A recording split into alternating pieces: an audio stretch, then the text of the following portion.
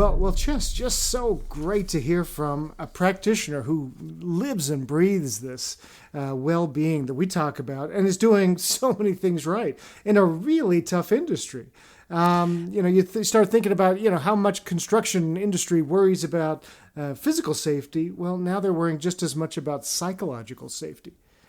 Yeah, I love their rooms, and they tested it. They just didn't rooms, do it. yeah. The well-being rooms, yeah, and how many people showed up and had the conversations, and they were surprised at how much use they got, and then they've put it in other places as well. A simple thing you can do, right? Just exactly. And in England, place. You put in the tea kettle. In the kettle and biscuits. Maybe in the South, you put in, in the U.S., you put in sweet tea. And grits. Yeah, and grits. Yeah. But wherever you are, you put in what's comfortable. Yeah. Yeah. I was really surprised, and I hadn't thought about in her industry how, the stress and suicide levels and how that had impacted them, whether friends and family or on the job, and the public. People at railway stations and bridges and so on, that the training there was really helpful. Gosh, you're an employee and you see somebody on a bridge, what do you do? And of course, the stress that brings. She mentioned another thing that we've talked about at length in our book, Anxiety at Work, and that is look for changes in behavior. Yeah. And she gave quite a list, which was great. Those simple signs of mental distress. Yeah. Exactly. And then what's your role as a leader is not to fix it, is to say, how are you doing? No, how are you doing really? How are things at home? That she said listening can make a big difference, but also pointing people to the right resources. She came back to listening several times. Yeah.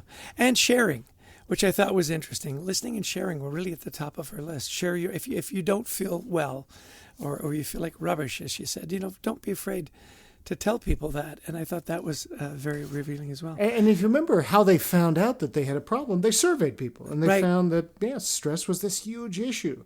And good for the executives, they said, instead of saying, yeah, it is, that's our industry, they said, well, what can we do about it? And I love that because so many times we get, we work with organizations that say, yeah, we're high tech, we're finance, we're whatever. This is just the nature of our industry. And they said, it doesn't have to be. I want to share a quick story with you, and there's not any names or titles, so it's safe. But my brother worked in the forestry industry up in Canada, and they were having ridiculous safety issues. And so they'd go through, people were getting killed, by trees falling on them and, chainsaws and so on. And as they started to go through it, the callous nature was ridiculous.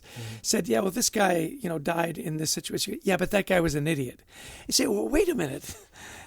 That's your reaction instead of let's make it safer. So what I really appreciated from her leadership is she said, when it came to doing these kinds of things, I was pushing on an open door. I love that imagery, that they got it.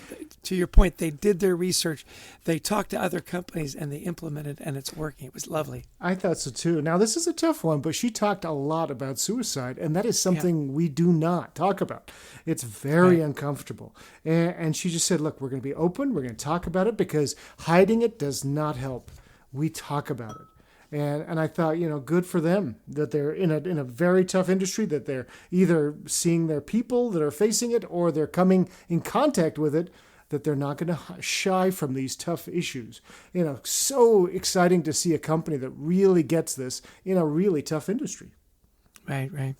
Well, those were my takeaways. Again, Ruth was a wonderful guest. You can find out more about her by following her on LinkedIn and certainly going to bam.com.co.uk. She had a couple there, Yeah. And easy to find. But the thing is, look for organizations as you're working. Look for organizations that are accepting and embracing of mental health. And also build oases within the places that you work, that people, as she said, can have a safe place to work. So we want to thank Ruth for being with us today. Big thanks to our producer, Brent Klein, to Christy Lawrence, who helps us find such amazing guests, and to all of you who have listened in. Yeah, and if you like the podcast, please share it with friends and family.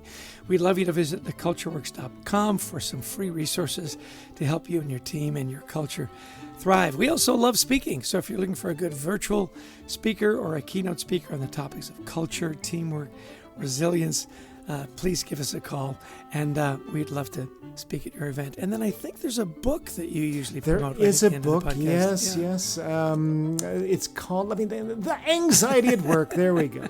Yeah, great book, best-selling book. Yes, Chester and I, you're probably wondering, was it a bestseller? Chester and I wouldn't want to, pat ourselves on the back, but yes, it was.